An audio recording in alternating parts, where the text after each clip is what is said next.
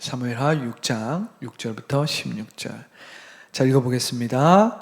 저희가 나곤의 타작마당에 이르러서는 소들이 뛰므로 웃사가 손을 들어 하나님의 궤를 붙들었더니 여호와 하나님이 웃사의 잘못함을 인하여 진노하사 저를 그곳에서 치시니 저가 거기 하나님의 궤 곁에서 죽으니라.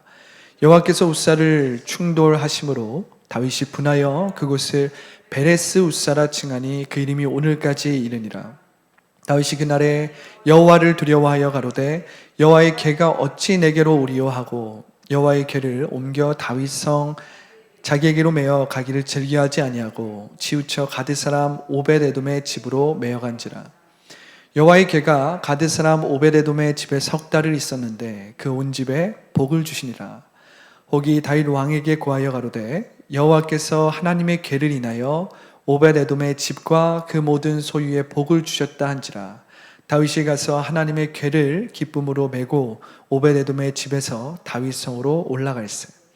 여호와의 궤를 맨 사람들이 6걸음을 행하매 다윗이 소와 살찐 것으로 제사를 드리고 여호와 앞에서 힘을 다하여 춤을 추는데 배에 에봇을 입었더라. 다윗과 온 이스라엘 족속이 즐거이 부르며 나팔을 불고 여호와의 궤를 메어오니라. 여호와의 궤가 다윗의 성으로 들어올 때에 사울의 딸 미갈이 창으로 내다보다가 다윗 왕이 여호와 앞에서 뛰놀며 춤추는 것을 보고 심중에 저를 업신여기니라. 아멘. 할렐루야. 할렐루야. 저는 오늘 웃사의 죽음과 춤추는 다윗이라는 제목으로 은혜의 말씀을 나누기 원합니다.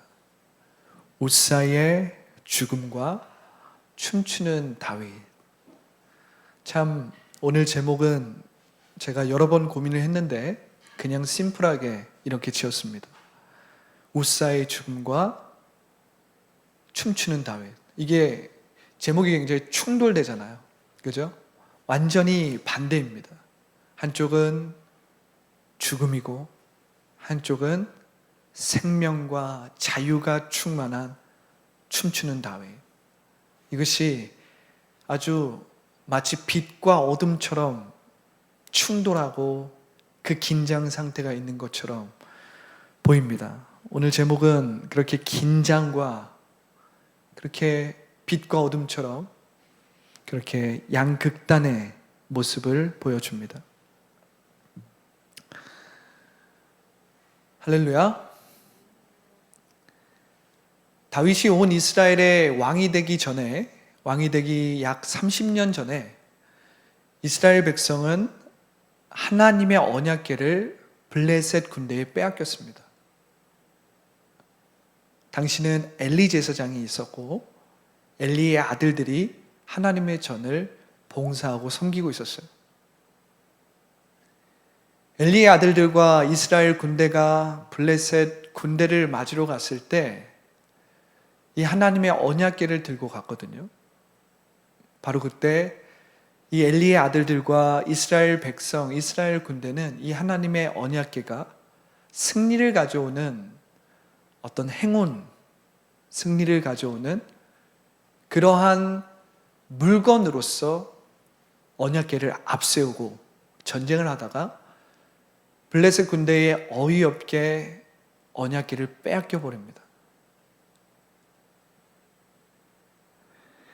엘리의 아들들은 사로잡혀 죽었고 엘리 제사장은 이 소식을 듣고 앉아있던 의자에 뒤로 넘어져서 목뼈가 부러져서 죽게 됩니다. 이스라엘 역사에서 굉장히 비참한 죽음이었죠. 죽음이었어요.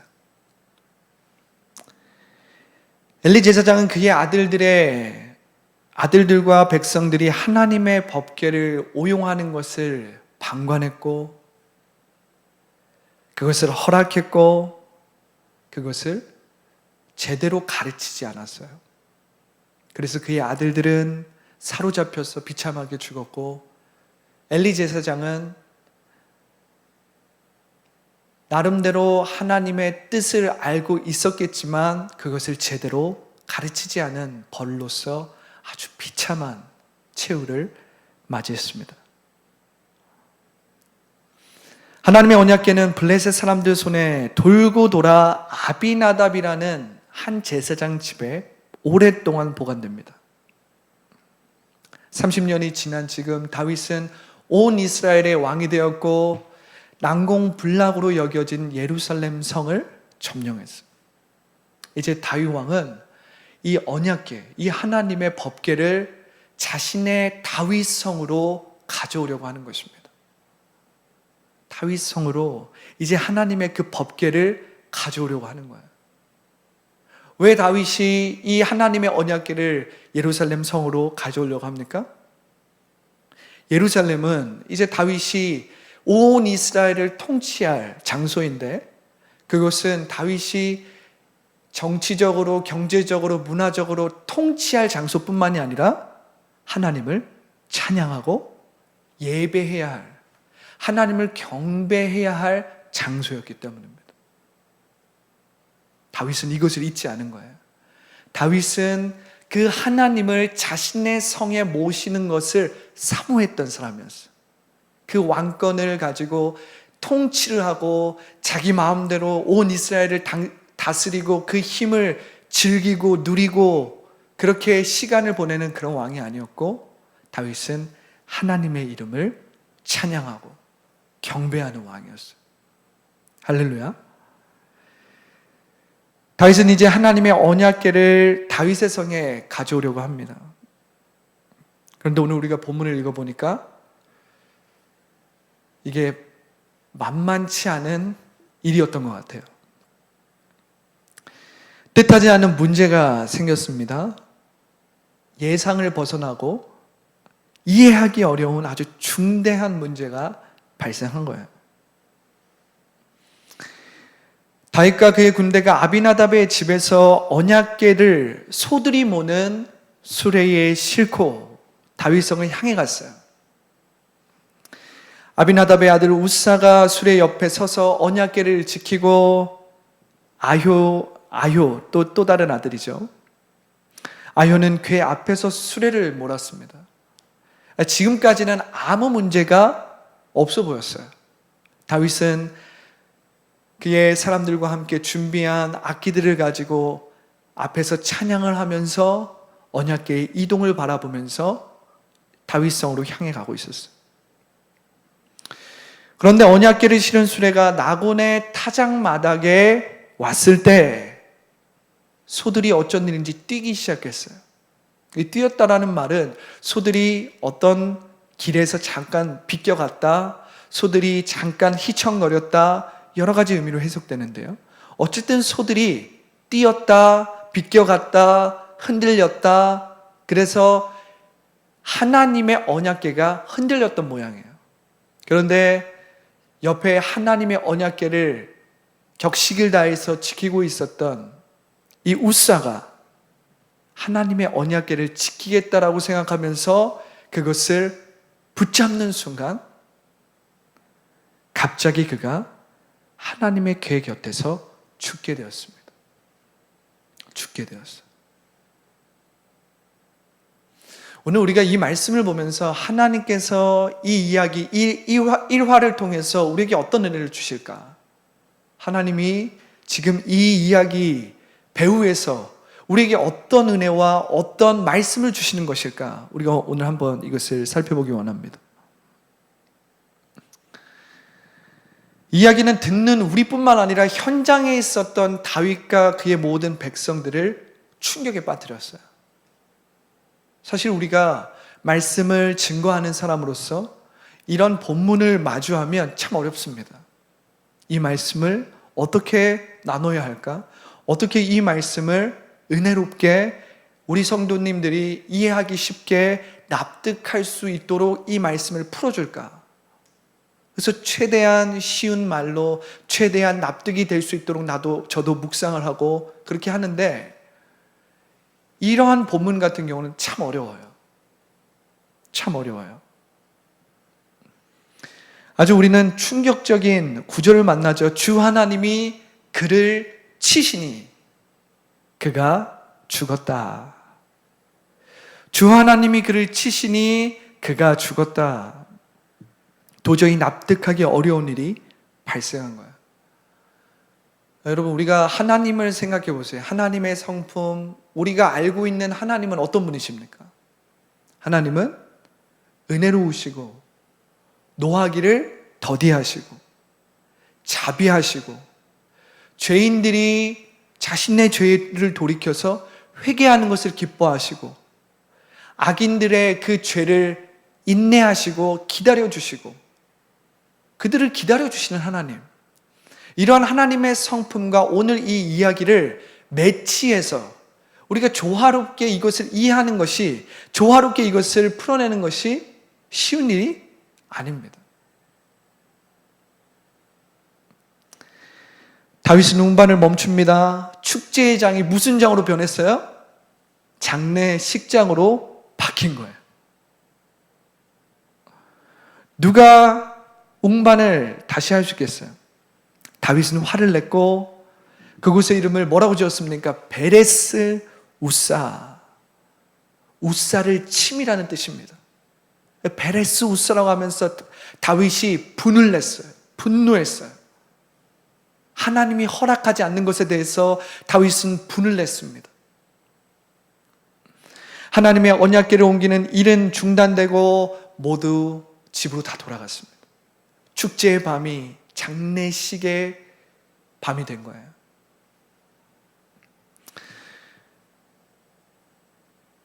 성경이 조금 친절하게 우사가 왜 죽었는지 쭉 설명해 주면 우리의 마음이 조금 어때요?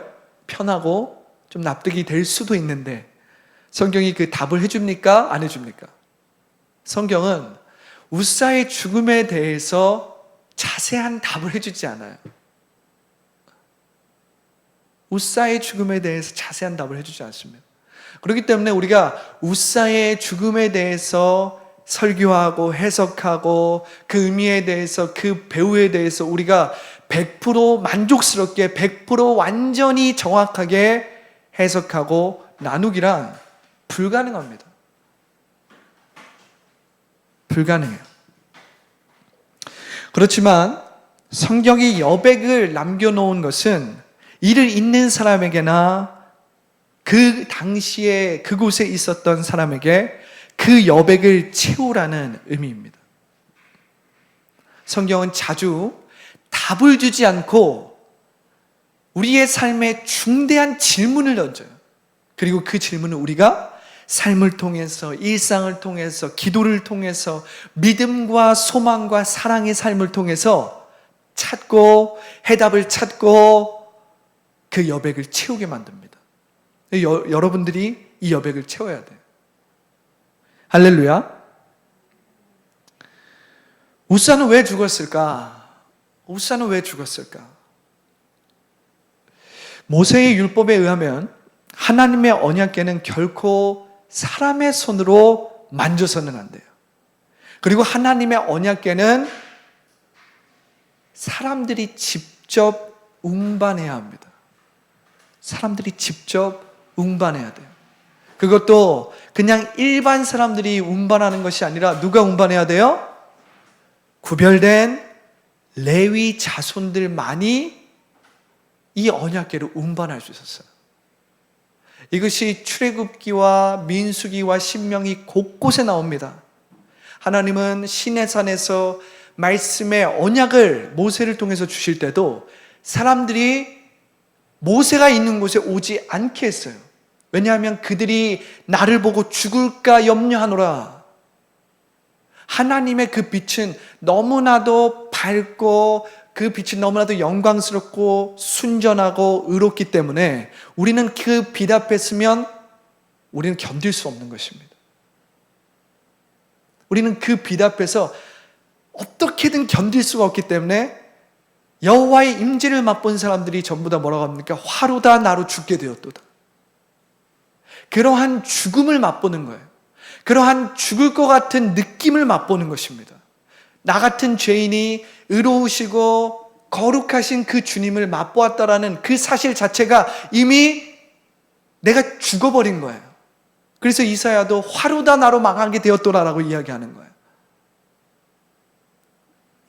신명기, 출애굽기, 민수기 곳곳에는 이 언약궤에 대한 하나님의 이 언약궤에 대한 이야기들이 많이 나오고 있어요. 그런데 우사는 이러한 모세의 지시를 따르지 않았어요. 대신에 다른 블레셋식 황소가 끄는 수레를 이용했습니다. 사무엘상 6장 7절부터 10절을 보면 블레셋 군대가 이 언약궤를 가지고 있다가 막 하나님이 블레셋의 우상들을 다 쳐요. 그러니까 6개월이 지나고 블레셋 사람들이 너무 두려우니까 이것을 이스라엘 백성에게 다시 돌려주려고 합니다. 그때 황소를 사용해요. 황소와 수레를 사용해서 이 언약궤를 옮기거든요. 이것은 사람이 직접 옮기는 것보다 더 편리하고 시간도 줄일 수 있는 아주 효율적인 방법이었어요. 그러나 그것은 유진 피터슨이라는 목사님이 있어요. 유진 피터슨 목사님이 이 본문에 대해서 주석하면서 이런 말을 했습니다. 이 블레셋 사람들이 언약궤를 옮긴 방법은 효율적이고 아주 편리한 방법이었지만 그것은 비인격적인 방법이었다. 무슨 방법이요? 비인격적인 방법이었다. 다른 우상들은 그렇게 옮겨도 되는지 모르겠습니다. 왜냐하면 인격이 없기 때문에. 다른 우상들은 사람의 손으로 만들었고 사람의 손으로 지었고 그 안에는 생명력이 없고 살아있는 영이 없기 때문에 그렇게 운반해도 아무 문제가 없겠죠. 그런데 하나님의 언약궤는 그렇게 옮겨서는 안 되었어요. 하나님의 언약궤는 구별된 사람들이 마치 왕의 가마를 이끌듯이, 마치 왕의 가마를, 그 찬양 있잖아요. 문드라 머리 들어라. 왕을 맞이하는 시편입니다. 문드라 머리 들어라. 영광의 왕이 들어오시는도다. 여러분 이 찬양 있지 않습니까? 제가 참 이 찬양을 좋아하는데 이 하나님의 언약궤는 마치 왕을 옮기듯이, 왕을 이끌고 그 가마를, 왕의 가마를 옮기듯이 그렇게 옮겨야 된다는 거예요. 그렇다고 법궤 그 자체를 숭배하라는 말이 아닙니다. 법궤 그 자체를 숭배하라는 말이 아니라 다만 법궤는 하나님이 그의 백성과 함께하고 있다는 증거예요. 증거. 할렐루야. 그렇기 때문에 이 증거는 함부로 대해서는 안 되는 것이죠. 자, 우리가 하나님의 언약궤를 잠깐만 생각해 볼 필요가 있죠. 우리가 히브리서에서 하나님의 언약궤를 좀 배웠죠. 그죠? 그래서 이미지가 좀 떠오를 거예요. 자, 하나님의 언약궤는 조각목으로 만들어져 있어요. 안과 바퀴 전부 다 금으로 둘러쳐져 있습니다. 직사각형의 상자예요. 직사각형의 상자. 안과 바퀴 다 금으로 칠해져 있고 이 언약궤를 덮고 있는 뚜껑이 있어요. 이 뚜껑을 속죄소라고 합니다. 이 속죄소도 역시 금으로 입혀져 있는데 이 속죄소 중앙에 두 그룹이 있어요. 두 천사가 두 아주 큰 날개를 가지고 자비의 보좌를 딱 감싸고 있습니다. 그리고 그 얼굴은 그 속죄소 가운데로 그 자비의 보좌로 딱 향해 있어요. 속죄소 머리를 이렇게 두면서. 그것이 언약궤의 모습이에요. 이 언약궤 안에는 무엇이 들어있었냐? 말씀의 돌판이 들어있었어요. 이 말씀의 돌판은 무엇입니까? 모세가 신난산에서 받은 하나님의 계명, 이스라엘 백성을 위한 하나님의 계명이었죠. 또 다른 것이 들어있는 것은 만나가 담긴 항아리입니다. 이것이 무엇입니까? 하나님께서 이스라엘의 모든 필요를 채워주신다는 의미입니다. 세 번째는 뭐예요? 아론의 쌍난 지팡이죠. 이 아론의 쌍난 지팡이는 이스라엘 백성을 하나님이 구원하신다라는 거예요. 그러니까 우리가 이 언약궤 안에 있는 물건들, 이 세 가지 물건들은 우리가 일상에서도 볼 수 있는 물건들이에요. 돌, 항아리, 만나, 음식, 그리고 그냥 지팡이인데 아론의 쌍난 지팡이. 그런데 이러한 물건들을 통해서 하나님께서 우리에게 보여주시는 건 뭐냐면 내가 너와 함께 있어. 내가 너에게 말씀하고 있단다. 내가 너의 필요를 채워준단다. 내가 너의 삶을 구원하고 기가 막힐 웅덩이에 너가 빠졌을 때 내가 너를 구해줄 수 있단다. 그러니까 이 언약궤 안에 있는 이 물건들은 전부 다 하나님이 우리와 함께 하신다는 것을 증거하는 물건들이었다는 거예요. 그렇기 때문에 그것은 하나님의 임재를 상징합니다. 그것은 하나님의 임재를 증거해요. 하나님이 우리와 함께 한다는 거예요. 그러니까 그 물건은 우리가 함부로 대하고 그냥 살아있지 않은 우상들처럼 대할 수 없다라는 거예요. 우린 여기서 우사가 죽은 아주 결정적인 이유를 보게 되죠. 우사가 죽은 것은 살아계신 하나님을 증거하는 법궤를 비인간적인 방법으로 옮긴 까닭입니다. 더우세요? 추우세요? 저는 굉장히 덥습니다.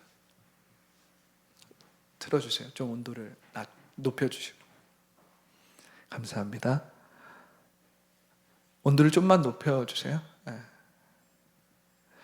우사가 죽은 것은 살아계신 하나님을 증거하는 이 법궤를 비인격적으로 옮긴 까닭이었어요.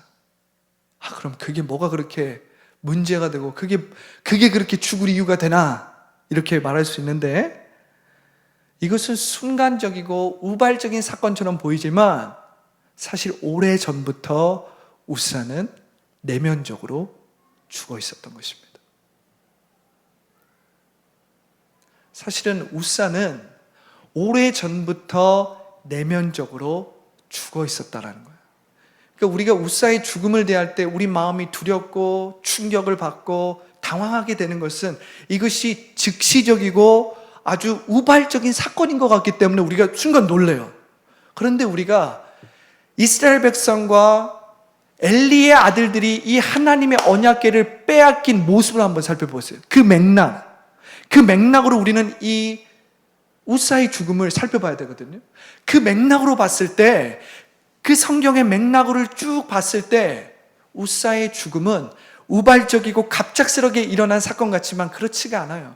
하나님에 대하여 죽은 우사의 내면은 이미 오래전부터 그의 죽음은 예견되어 있었어요. 예견되어 있었어요. 엘리 제사장과 그의 아들들이 왜 죽었는지 우리가 생각해 보세요.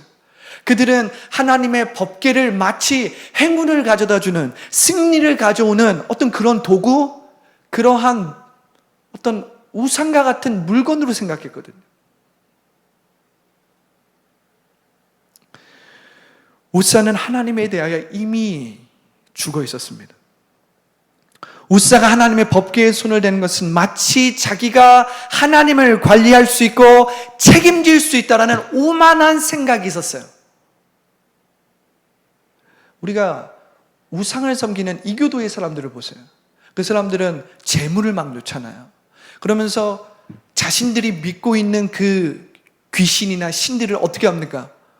이렇게 달래주잖아요. 자신이 바치는 어떤 물건, 자신이 바치는 어떤 제사물로 그 신을 움직일 수 있고 조종할 수 있다고 생각해요. 그런데 우사 역시 엘리 제사장이나 엘리 아들들과 같이 하나님의 그 거룩하신 언약궤를, 그 인격적인 하나님을 그렇게 대했다라는 거예요. 그래서 우사는 이미 오래전부터 그 내면이 죽어 있었다라는 거예요. 우사가 하나님의 법궤에 손을 댄 것은 마치 자기가 하나님을 책임질 수 있고 자기가 하나님을 관리할 수 있다라는 오만한 생각 때문에 그래요. 여러분, 하나님을 우리가 책임질 수 있습니까? 그럴 수 있어요, 없어요? 하나님을 우리가 관리할 수 있습니까? 그럴 수 있어요, 없어요? 하나님이 우리를 관리해 주시는 거죠. 우리가 하나님을 보호해 드리는 게 아니라 우리가 막 교회를 지키고 우리가 막 하나님의 이름을 막 지키고, 그게 아니라 하나님이 우리를 지켜주시는 거죠. 하나님이 우리를 만나주시는 거죠. 하나님이 우리를 축복해 주시는 거죠. 우리가 뭘 한다고 하나님이 축복해 주십니까? 그게 아니고 하나님이 우리를 긍휼히 여겨줘서 우리를 불쌍히 여겨주시고 축복해 주시는 거예요.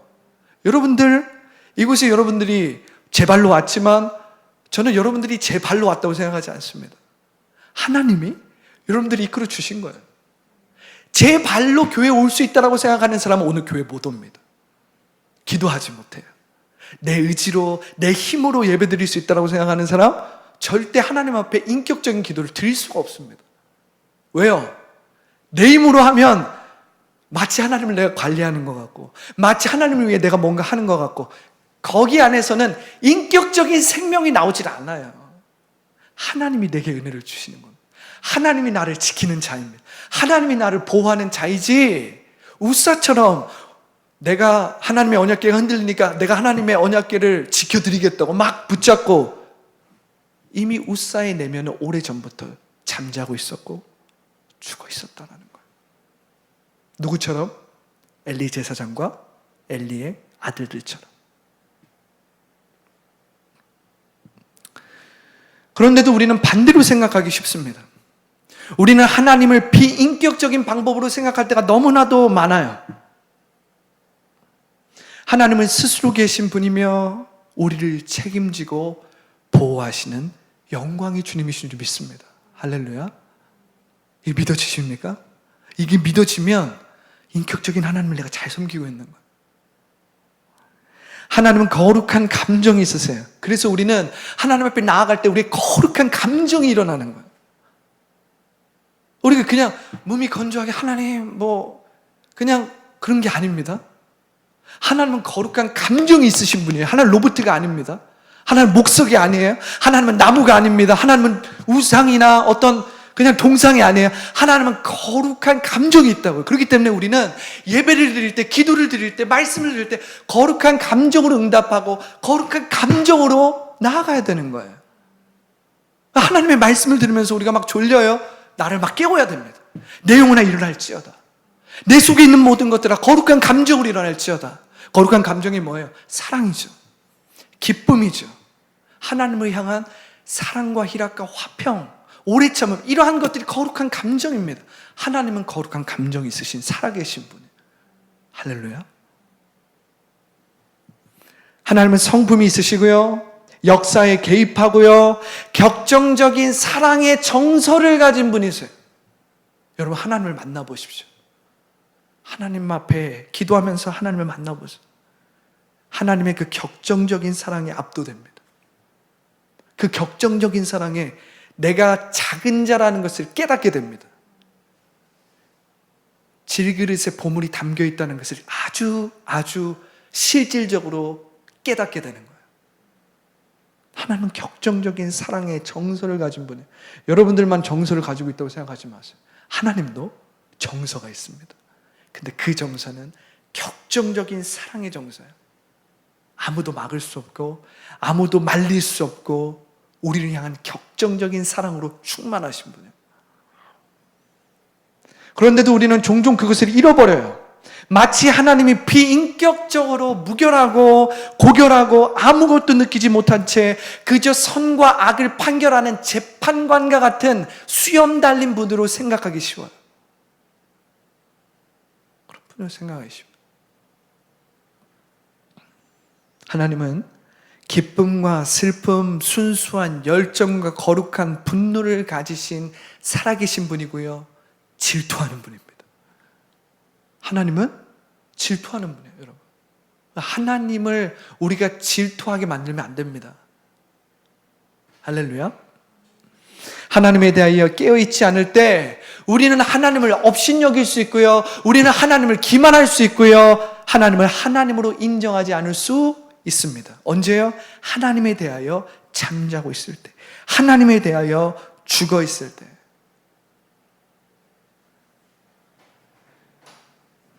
여러분, 우사의 죽음에 대해서 다윗의 반응은 어떻습니까? 자, 보세요. 자, 우사의 죽음에 대해서 다윗의 반응은 어떻습니까? 다윗이 그 자리에서 막 무릎 꿇고 회개했어요? 아니에요. 다윗은 화를 냈습니다. 아주 인간적이고 인격적인 모습으로 하나님 앞에 화를 냈어요. 다윗은 하나님께 분노했지만 결코 죽임을 당하지 않았습니다.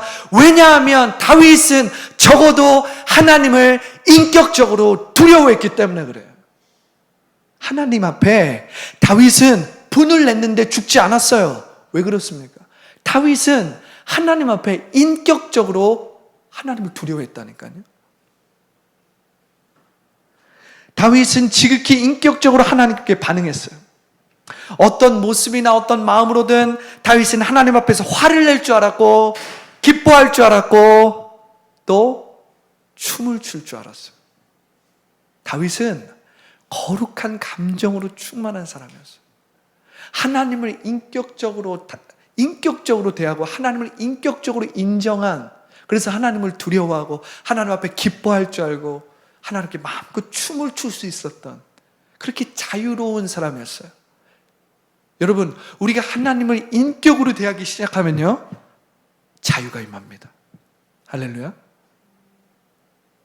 주의 영이 계신 곳에 무엇이 임한다? 자유가 임한다고. 자유가 임한다. 우리가 성령이 인격이심을 깨닫기 시작하면요, 우리의 삶에 자유가 임합니다. 왜 우리가 자유하지 못합니까? 하나님을 비인격적으로 생각하고, 성령을 비인격적으로 생각하고, 성령을 무슨 힘이나 어떤 우리의 도구나 수단으로 생각하고, 성령이 우리 가운데 자연스럽지 않고 어색할 때 우린 자유하지 못합니다. 우리는 어색해요. 하나님 앞에 기도하는 게 어색하고 거룩한 감정을 내는 게 어색합니다. 왜냐하면 우리는 목석과 같은 하나님 앞에 있기 때문에, 이러는 게 맞나?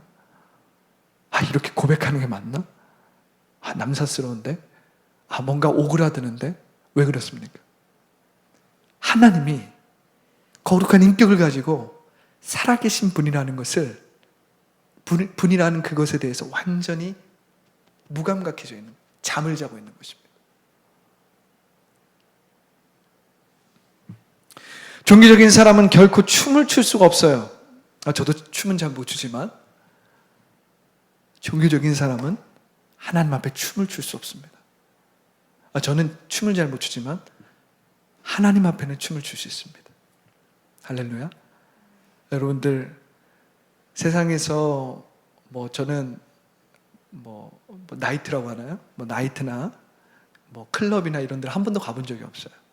그래서 사람들 앞에는 춤을 못 추죠. 근데 여러분, 살아계시고 역사하시고 우리를 향해서 그 기쁨을 주체하지 못하시는 하나님 앞에 춤출 수 있는 은혜를 받으시길 바랍니다.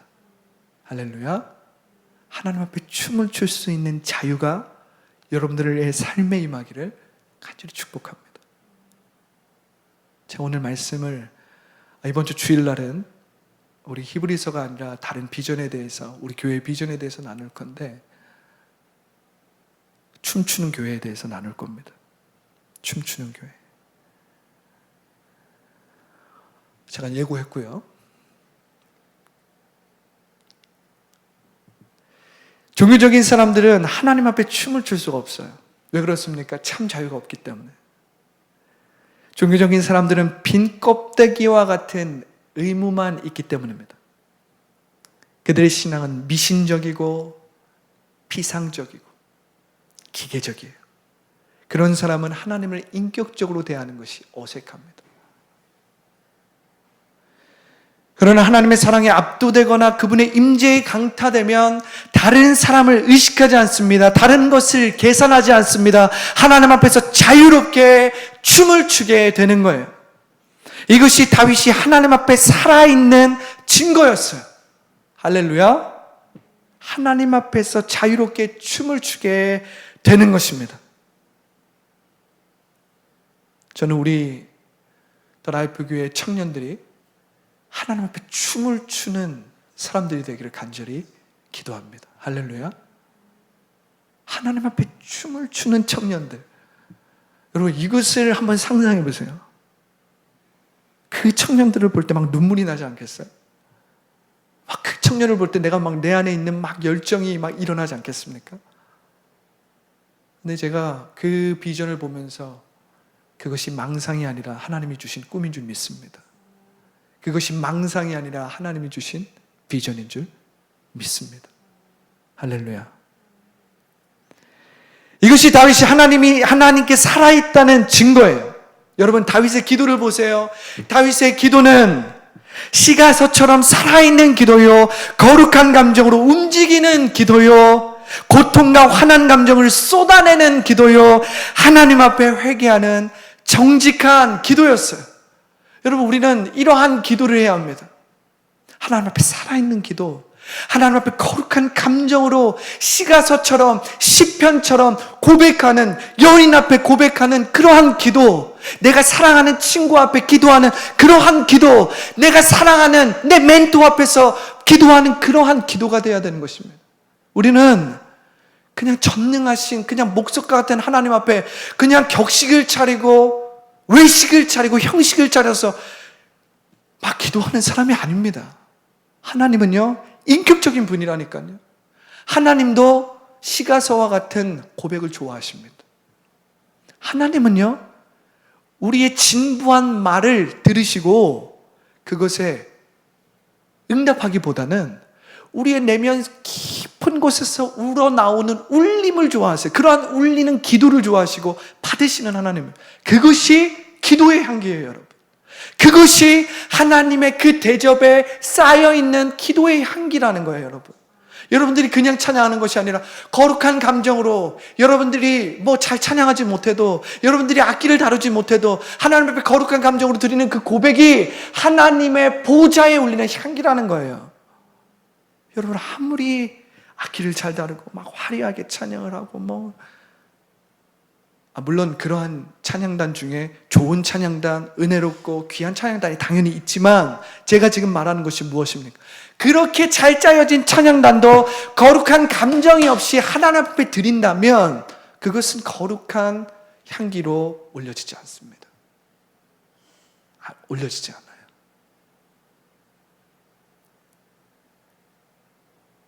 올려지지 않습니다. 다윗은 하나님에 대하여 살아있는 한 사람이면서도 동시에 온 이스라엘의 왕이었어요. 이것이 중요합니다. 여러분, 우리가 유명한 사람이 되거나 우리가 뭔가 왕이 되고 막 그러면, 전 왕이 돼본 적이 없어서 그런지 모르겠지만, 어떨지 모르겠지만, 이렇게 높은 자리에 올라간 사람들을 보면 어느 순간에 비인격적으로 변할 때가 있어요. 그러니까 자기가 왕으로서만 살아가는 것이고 자기가 유명한 사람으로서만 살아가게 되면 주변을 돌보지 못합니다. 다른 사람을 비인격적으로 대하고요. 자신 안에 있는 모든 인격적인 모든 생명이 끝나버리는 거예요. 끝나버리는 거예요. 그러나 우사는 겉으로는 그럴듯해 보이고 형식과 예의를 갖추고 하나님의 언약궤를 지켰지만 사실은 하나님에 대하여 죽어 있었습니다. 그의 영혼은 이미 오래전에 내면적으로 죽어 있었다라는 거예요. 자, 우사의 충격적인 죽음은 곧 다윗과 온 이스라엘 백성들을 하나님에 대하여 깨우기 시작합니다. 다윗은 법궤를 보관하고 있었던 오벳에돔이 축복을 받았다라는 소식을 듣습니다. 다윗은 다시 사람들을 소집해요.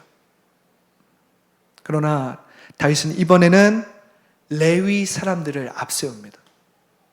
다윗은 하나님의 법궤는 하나님이 말씀하신 대로 옮겨야 하며 하나님께 구별한 사람들이 옮겨야 하며 성결하고 정결한 마음으로 옮겨야 함을 깨닫게 됩니다.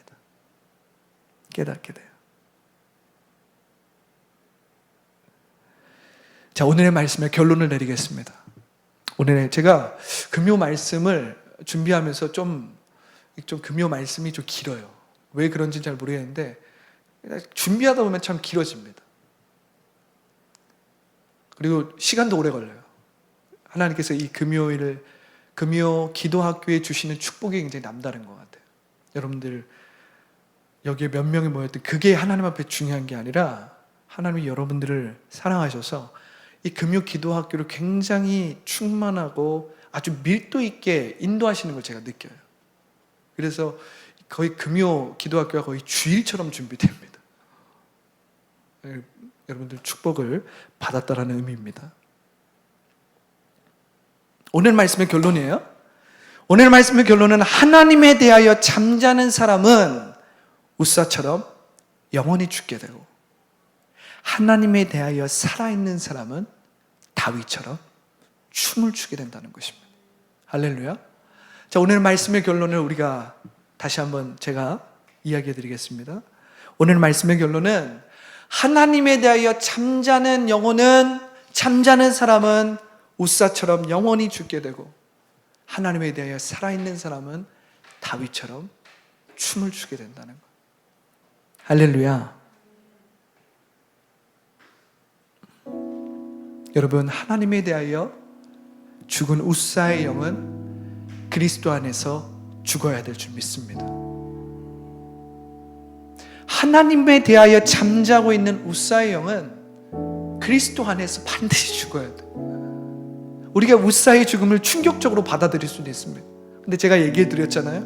이것은 우발적이고 순간적인 사건이 아닙니다. 오랫동안 지속되었던 사건이에요.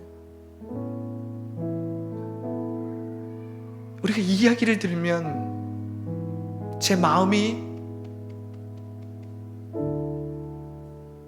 하나님 앞에 이렇게 숙연하게 되는 것입니다. 우사의 죽음은 우발적인 사건이 아니었다는 것. 오랫동안 하나님에 대하여 잠자고 있었던 우사, 그의 최후는 영원한 죽음. 그래서 하나님에 대하여 잠자고 있는 우사의 영은 우리 안에서 그리스도와 함께 죽어져야 합니다. 하나님을 거부하고, 하나님을 무시하고, 하나님을 비인격적으로 인정하고, 하나님을 비인격적으로 대하는 우사의 영은 반드시 그리스도 안에서 죽어야 합니다.